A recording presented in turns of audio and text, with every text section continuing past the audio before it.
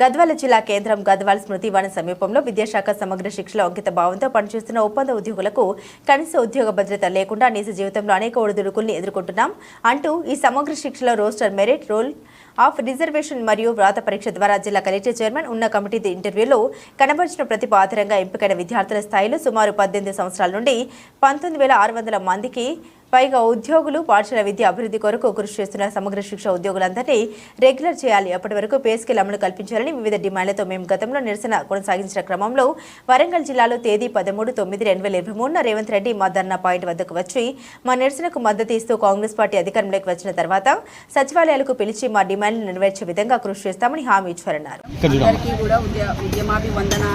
మేము గత సంవత్సరం కూడా ధర్నాలు చేయడం జరిగింది.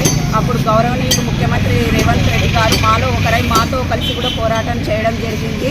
సార్ గారు ఇప్పటికీ తను ఇచ్చిన మాట నిలబెట్టుకోకపోవడం వల్ల కూడా మళ్ళీ మేము రోడ్ల మీదకి వచ్చి నిరసన వ్యక్తం చేయడం జరుగుతుంది. ఎస్ఎస్ఏ ఉద్యోగులందరినీ కూడా రెగ్యులరైజ్ చేస్తామన్నటువంటి హామీ ఇచ్చాడు కాబట్టి మళ్ళీ చెయ్యాలని కూడా మేము ఎన్నోసార్లు కూడా కోరుకోవడం జరిగింది. అయినా సార్ గారికి పట్టడం లేదు. అప్పట్లో మాలో ఒకరై ఉన్నటువంటి వ్యక్తిగా ఉన్నటువంటి రేవంత్ రెడ్డి గారు మాత్రం ఇప్పుడు సీఎంగా మారడంతో మేమెవరమో కంటికి కూడా కనిపించినటువంటి స్థాయిలోకి వెళ్ళిపోవాల్సి వచ్చింది. అదే తను ఈరోజు ముఖ్యమంత్రిగా ఉండకపోయి ఉంటే మాతో కలిసి ఈరోజు మా టెంట్లో కూర్చొని ధర్నాలు చేసే దగ్గరికి వచ్చి కూర్చునేవాడు. కానీ ఈరోజు ముఖ్యమంత్రిని చేశాం కాబట్టి మా సమస్యలు సార్ గారికి పట్టడం లేదు. మళ్ళీ కూడా దయతో మేము కోరుకుంటున్నాము. మళ్ళీ మా సమస్యలను తన దృష్టికి తీసుకెళ్ళి మాకు న్యాయం జరగాలని కూడా ముఖ్యమంత్రి గారిని కోరుకోవడం జరుగుతుంది.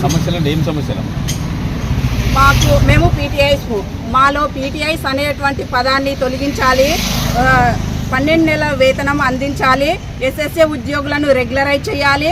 తక్షణమే పే స్కేల్ అందించాలి. అందరికీ కూడా ఇక్కడ చేస్తున్నటువంటి రాష్ట్రంలో 19,000 కుటుంబాలకు పైన ఉన్నటువంటి సభ్యులను అందరినీ కూడా రెగ్యులరైజ్ చేయాలని ఎంపీఎస్ ఇవ్వాలని మరి కూడా వేడుకుంటున్నాము రేవంత్ రెడ్డి గారిని.